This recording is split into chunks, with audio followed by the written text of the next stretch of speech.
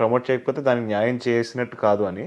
ఎందుకంటే అది జనాల వరకు వెళ్ళాలి. ఇలాంటి ఒక సినిమా వస్తుంది అంటే ఇప్పుడు పెద్ద పెద్ద స్టార్లు అంటే వాళ్ళు ఏం చేయకపోయినా థియేటర్ వరకు వచ్చేస్తారు. వాళ్ళ సినిమా వస్తుంది అని ఒక పదం అంటే ఎవరైనా ఊరికే అన్నా కూడా వస్తారు.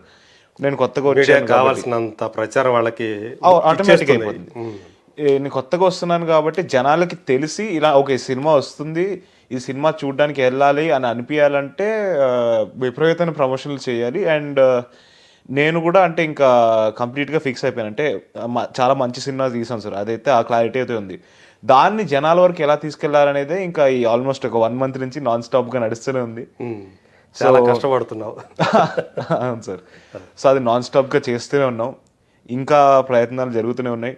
అందరూ థియేటర్కి వస్తారని కోరుకుంటున్నాం. వచ్చి ఎంజాయ్ డెఫినెట్గా చేస్తారు. ఆ నమ్మకం అయితే ఉంది నాకు. అదే. సో అంటే మీ ప్రయాణానికి ఇది మంచి లాంచింగ్ అవుతుందని చెప్పేసి మీరు అవును సార్ ఆశిస్తున్నారు. Definitely sir.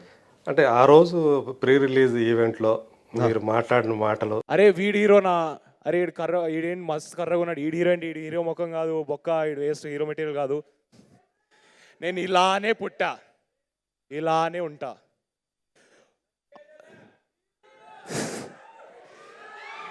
ఒక మనిషికి నలుపు తెలుపు అందం కాదు బ్రదర్.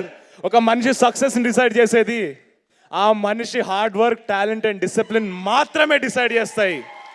మనందరి నసీబుల్లో ఏం రాసి పెట్టిందో ఎవ్వడికి తెలియదు. కానీ నచ్చినట్టు మార్చుకుంటాం, కావాల్సింది లాక్కొని తెచ్చుకుంటాం.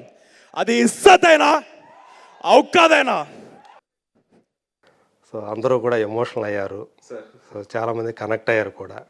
ఎందుకంటే మన మనిషి యొక్క రంగు చూసి లేదా లుక్స్ చూసి ఇవాళ ఒక అంచనాకు వచ్చేసే జడ్జి చేసేటువంటి సొసైటీలో ఉన్నాం మనం. సో ఆ ట్రోల్స్, దానికి సంబంధించిన ట్రోల్స్ ఇవన్నీ కూడా. సో మనం చూసుకుంటే స్టార్స్లో చాలామంది నలుపు రంగుతో ఉన్న వాళ్ళు ఉంటారు. రజనీకాంత్ దగ్గర చూసుకుంటే చాలా మంది. సో దానికి రంగుకి స్టార్డమ్కి సంబంధం లేదు. సో కానీ మీరు అంత అంటే దాని గురించి ప్రస్తావించడం, సో నేను ఇలాగే పుట్టాను, నేను ఇలాగే ఉంటాను అవును సార్ అని అంటే అంతగా మీరు ఆ ఎమోషనల్ అవ్వటానికి ఆ రోజు రీజన్ ఏంటి సార్? మొదటిగా నేను నమ్మింది ఏంటి అంటే, నేను ఎప్పుడు బిలీవ్ చేసింది ఏంటంటే, ఒక మనిషి అందం కానీ తన అంటే లుక్స్ కానీ నలుపు తెలుపు ఏదైనా అవ్వచ్చు, ఒక మనిషి సక్సెస్ని కానీ తను ఆ మనిషి ఎలాంటి వాడో అది డిసైడ్ చేయదు. నంబర్ 1 అది. అండ్ ఇదే ఇష్యూ నేను మన కంట్రీలో అవ్వచ్చు, ఎక్కడైనా అవ్వచ్చు, చాలామంది ఫేస్ చేస్తుంటారు. ఇప్పుడు కొంతమంది ఇంట్లో అరే ఆడేంటి అంత కర్రగా ఉంటాడు, రిలేటివ్స్ వస్తారు, ఏంటి వీడు ఇంత నల్లగా తయారయ్యాడు, అది ఇది అంటే అలా చాలామంది ఫేస్ చేస్తుంటారు. చాలామంది బాధపడుతూ ఉంటారు, వాళ్ళు చెప్పుకోలేరు. సో నాకు ఏమనిపించింది అంటే, ఈ ఇష్యూ నా ఒక్కడిదే కాదు, ఇది చాలామంది ఫేస్ చేసిన ఇష్యూ. సో నాకు ఒక ప్లాట్ఫామ్ వచ్చింది. ఆ ప్రీ రిలీజ్ స్టేజ్ పైన సిద్ధు జొన్నలగడ్డ గారు, విశ్వక్సేన్ గారు, అడివిశేష్ గారు, ఇంకా చాలామంది పెద్దలు ఉన్నారు. అండ్ అది చూస్తారని నేను అంటే ఆ ప్రోగ్రామ్ని కానీ ఆ వీడియోని కానీ నేను మాట్లాడితే చాలామంది చూస్తారని నమ్మాను. సో దాని గురించి నేను మాట్లాడదలుచుకుంది దాని గురించి. అంటే అది ఆ వర్డ్ అనేది స్ప్రెడ్ అవుతుందని. అదే అంటే మీ మీద కూడా అలాంటి ట్రోల్స్ బాగా వచ్చాయని?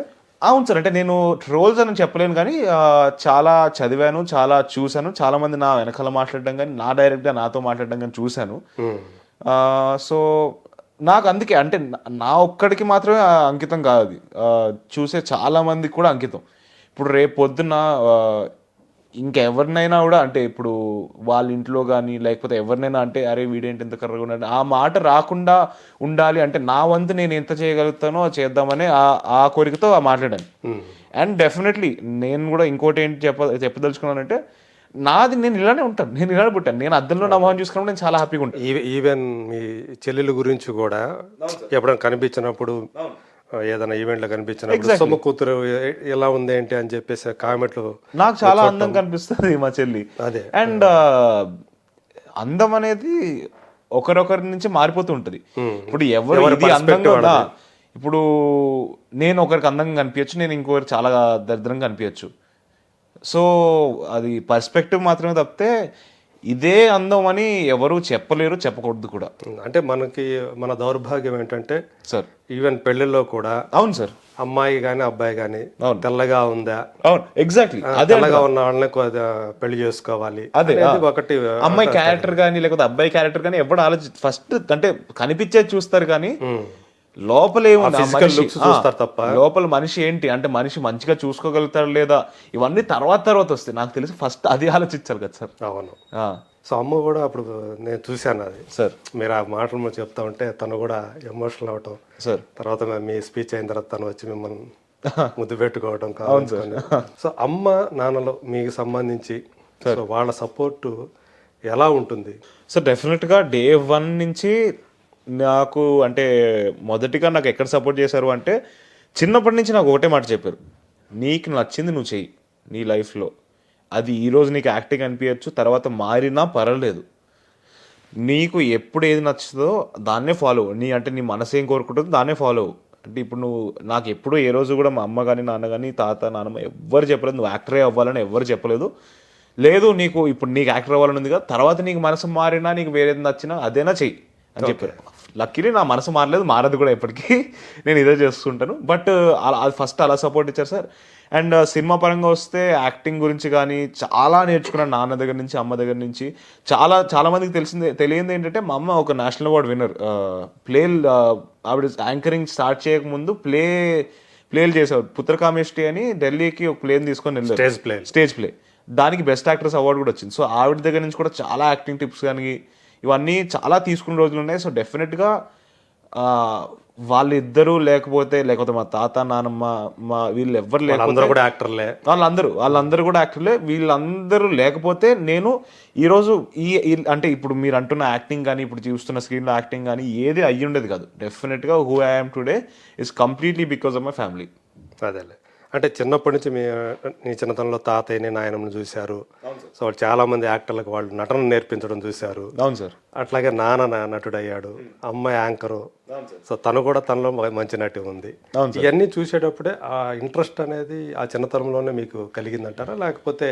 నాకు అంటే నేను పుట్టినప్పుడు ఇన్స్టిట్యూట్లో, అంటే మా ఇల్లు ఇన్స్టిట్యూట్లో ఉండేది సార్, అక్కడ పాత కాలనీలో. సో ఫస్ట్ ఫ్లోర్లో ఇల్లు ఉండేది, గ్రౌండ్ ఫ్లోర్లో ఇన్స్టిట్యూట్, అంటే మొత్తం కలిసిపోయి ఉండేది. సో నాకు తెలిసి సబ్కాన్షియస్గా అంటే ఎక్కడో ఇన్ఫ్లుయెన్స్ చేసి ఉంటుందేమో, కానీ నాకు చిన్నప్పటి నుంచే యాక్టింగ్ అంటే చాలా ఇష్టం. అంటే నిజమైన ప్రేమ అనుకోవచ్చు అమ్మ తర్వాత. ఒక నిజమైన ప్రేమ అంటే యాక్టింగ్, సినిమాలు అనేది. సో డెఫినెట్గా చిన్నప్పటి నుంచే ఇంట్రెస్ట్ ఉంది సార్, కానీ అది వీళ్ళని చూసో వాళ్ళని చూసో ఇన్ఫ్లుయెన్స్ అయ్యి ఉండదు సబ్కాన్షియస్గా. లక్కీగా నాకు నా వంతు అంటే నాకే ఇంట్రెస్ట్ ఉంది కాబట్టి అలా జరిగిపోయింది. అది తాతయ్య వచ్చేసి క్యారెక్టర్ ఆర్టిస్ట్గా కొన్ని సినిమాల్లో విలన్గా కూడా ఆయన మంచి పేరు తెచ్చుకున్నారు.